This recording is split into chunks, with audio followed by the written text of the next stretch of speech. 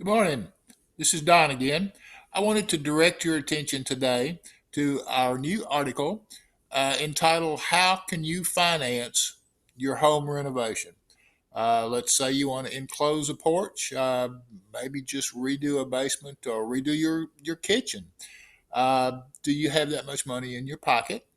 If not, how are you going to put your hands on that kind of money? Likely as not, in your neighborhood, in your city, just like mine, whoever you're going to get to do this work is going to want to get paid. And if you go to buy new appliances, the store where you purchase them is probably going to demand payment for them as well. So the question is, if you decide to make improvements in your house, how do you pay for them?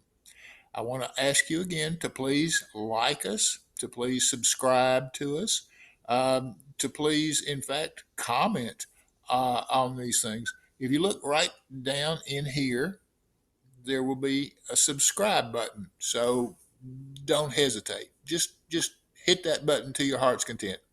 And thanks. See you next time.